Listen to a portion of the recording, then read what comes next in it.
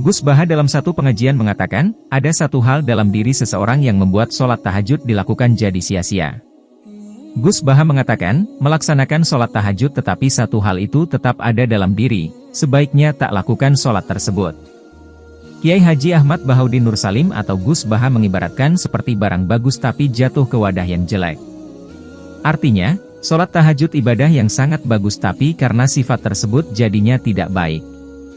Bahkan jika sedang melaksanakan sholat tahajud, alangkah baiknya disudahi saja menurut Gus Baha. Jika masih ada sifat tersebut hanya akan membuat sholat tahajud sia-sia.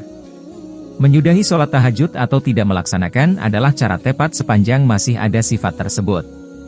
Lalu apa sifat yang dimaksud ulama asal Rembang, Jawa Tengah tersebut? Gus Baha mengatakan, sifat yang tidak disukai Allah Subhanahu wa Ta'ala adalah sombong. Allah Subhanahu wa Ta'ala tidak menyukai orang yang merasa kebenaran yang ia miliki untuk menghakimi orang lain. Gus Baha mengatakan bahwa Rasulullah Shallallahu Alaihi Wasallam pernah menjumpai kaum yang semua ibadah termasuk puasa dan sholatnya begitu khusyuk namun suka menuntut agama. Orang yang sangat rajin dan khusyuk dalam beribadah tersebut suka mengadili orang lain dengan kebenaran yang dia terima. Kebenaran yang dia terima untuk mengadili orang lain, singgung Gus Baha.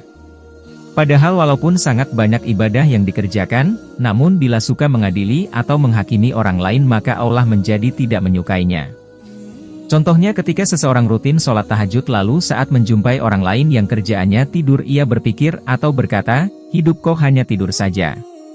Tidak pernah sholat tahajud, hidup di dunia hanya sekali. Tak disadari, orang tersebut sebetulnya telah bersikap sombong dan merasa dirinya paling baik karena telah menghakimi orang lain yang kerjaannya tidur, di mana ia menganggap orang yang tidur itu lebih buruk darinya. Orang yang rajin tahajud tersebut secara tidak langsung menganggap orang lain lebih buruk darinya. Gus Baha menyebut orang yang rajin sholat tahajud tapi suka menghakimi orang lain tersebut telah bersikap sok-sokan.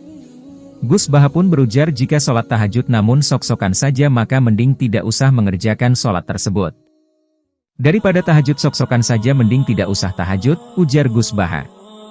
Selain itu, jika sholat tahajud dilakukan seperti itu, maka telah menjadikannya bersikap sombong. Mending sudahi tahajud, kalau hatimu masih seperti itu, sombong. Itu termasuk barang yang bagus tapi jatuh di wadah yang jelek, tandasnya. Jika sudah seperti itu, maka sholat tahajud justru juga tidak menjadikannya dekat dengan Allah Subhanahu wa Ta'ala. Gus Baha mengatakan, Allah tidak menyukai seseorang yang taat dan rajin beribadah, namun bila dilakukan dengan disertai sikap yang salah.